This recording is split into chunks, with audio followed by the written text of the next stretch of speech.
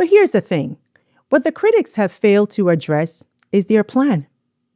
What's their plan to address the inequities that these programs were designed to confront in the first place, other than just making this a politicized issue?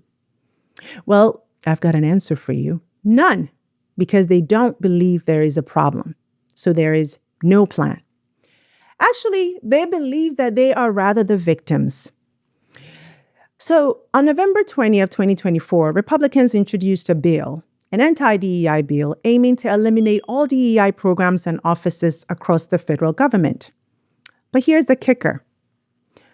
The bill didn't just call for shutting down DEI initiatives, it went even further. Buried in the language of this bill was a clause stating that any federal employee working in a DEI-related role wouldn't just lose their job. No, they would also be barred from being reassigned to any other federal position. Think about this. To be clear, what this means is if you worked in DEI, not only are you fired, but you cannot work in another federal agency at all. Now, who do you think is the most likely group to work in these DEI roles? Well, this bill made its way to a House Oversight Committee hearing, and that's where things, got very interesting. Because during that hearing, Congressman Clay Higgins, who is a Republican from Louisiana, repeatedly described DEI policies as, wait for it, oppression against white people. Oppression.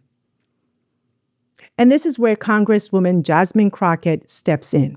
But you consistently said over and over the word oppression, and every time that you said it, it was almost as if I was hearing nails on a chalkboard, because it seems like you don't understand the definition of oppression, and I'd ask you to just refer to Google to help you out.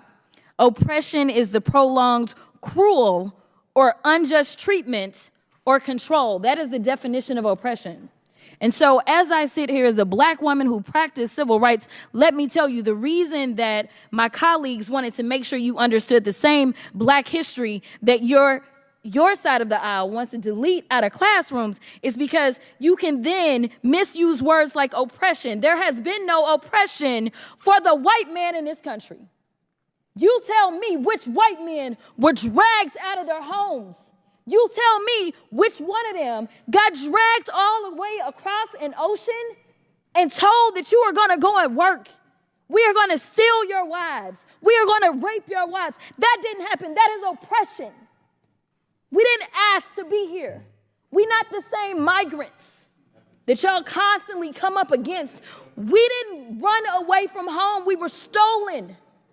So yeah, we are going to sit here and be offended when you want to sit here and act like, and don't let it escape you that it is white men on this side of the aisle telling us, people of color on this side of the aisle, that y'all are the ones being oppressed, that y'all are the ones that are being harmed.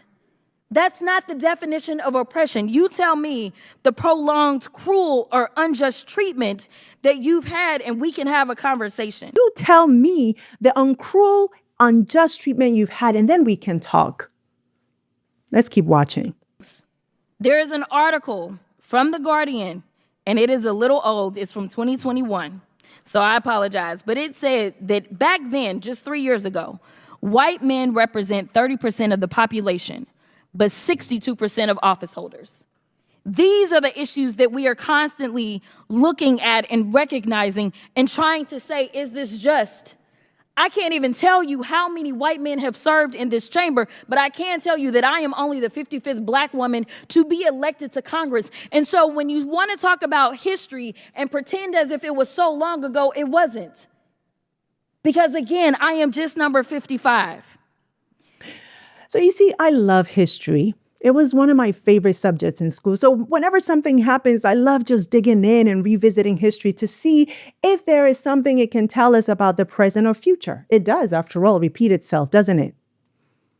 So it's really important that we take a step back and look at the history of this nation, and more specifically, the origins of DEI. How did it come about? Where did it come from? And it can be traced all the way back to the Civil Rights Act of 1866, right? This was passed in the aftermath of the Civil War. It was America's first federal law aimed at defining citizenship and protecting the civil rights of all citizens, including formerly enslaved people who before that did not have any rights. For the first time, it affirmed that people of African descent born in the United States were American citizens, and that they were entitled to the same basic rights as white citizens, rights like buying and selling, inheriting real estate and property, the right to make and enforce contracts, and more. But you see, rights on paper didn't mean rights in practice, right? So sure, now you could own your own property, you can invest, you can get a great education, but you're still starting from generations behind. And not only that, but you're still stuck in a system that sees you and your kind as inferior. So DEI policies came into play to address precisely that disparity, to try to level that playing field to some extent. So it's like entering a relay race after everyone else has already had a 10-lap head start, right? And DEI is coming in to say, okay, these people were left behind, so let's give them some sort of a power boost so that they can run maybe just a little bit faster. But even then, we know that they may never catch up because they are already too far behind, and they are still stuck in a system. But guess what? Even the promises of the 1866 Act were short-lived.